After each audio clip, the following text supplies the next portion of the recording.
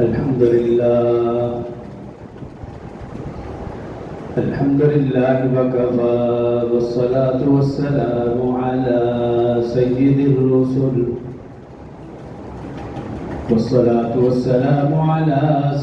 الرسل وخاتم الأنبياء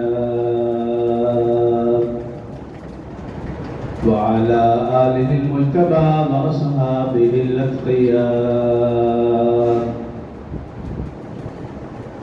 ونشهد أن سيدنا وسندنا وحبيبنا وشفيعنا ومرشدنا ومولانا محمدا عبده ورسوله صلى الله تعالى عليه وعلى آله وأصحابه وأحبابه وأزواجه وذرياته وأهل بيته أجمعين وسلم تسليما كثيرا. أما بعد فأعوذ بالله من الشيطان الرجيم. بسم الله الرحمن الرحيم. وإذ ابتلى إبراهيم ربه بكلمات فأتمهن قال إني جاعلك للناس إماما قال فمن ذريتي قال لا ينال عهد الظالمين. وإذ جعلنا البيت مثابة للناس وأمنا واتخذوا من مقام إبراهيم مصلى وعهدنا إلى إبراهيم وإسماعيل أن طهر بيتي للطائفين والعاكفين والركع السجود. قال الله تبارك وتعالى في مقام آخر وإذ قال إبراهيم لأبيه آزر أتتخذ أصناما آلهة إني أراك وقومك في ضلال مبين. وكذلك نري إبراهيم ملكوت السماوات والأرض وليكون من الموقنين.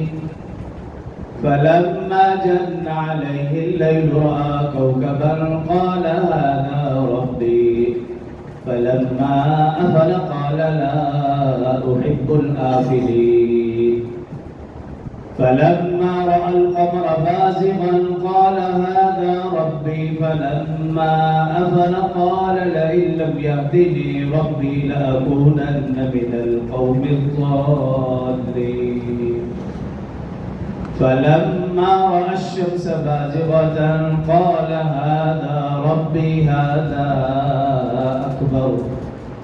فلما أفلت قال يا قوم إني بريء مما تشركون إني وجهت وجهي للذي فطر السماوات والأرض حنيفا وما أنا من المشركين. صدق الله العظيم وصدق رسوله النبي الكريم ونحن على ذلك لمن الشاهدين والشاكرين والحمد لله رب العالمين. तमाम अहबाबिल करीम मर्तबा नमाज वाला दुरूद शरीफ पढ़ लें.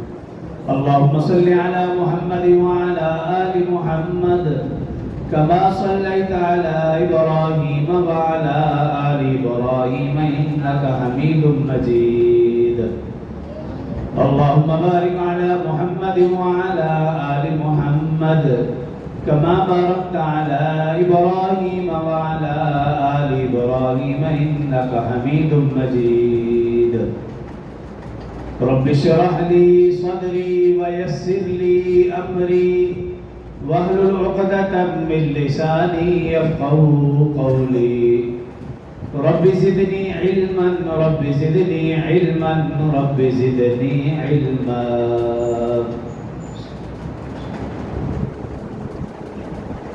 मेरे इंतहाई वाजिब और एहतराम बरादरान इस्लाम दोस्तों बुजुर्गों भाइयों,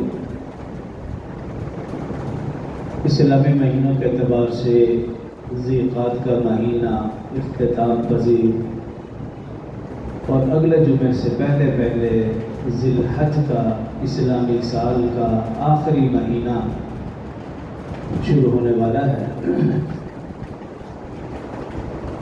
تو یہ دونوں مہینے حج کے متعلق ہیں۔ ذی القعدہ حج کی تیاری، سفر حج، اور ذی الحج نام ہی بتا رہا ہے کہ یہ حج والا مہینہ ہے۔ اسی مناسبت سے گزشتہ جمعہ حج کے فضائل عرض کیے تھے۔ حج کی جتنے بھی فرائض، واجبات، سنن، مستحبات، ارکان، جو کچھ بھی ہے یہ ابراہیم علیہ السلام اور ان کے خاندان سے ہے۔ تو آج کے مختصر سے خطبہ میں حضرت ابراہیم علیہ السلام کا بچپن، لڑکپن، جوانی اور خاص طور پر انہوں نے بچپن میں کیسے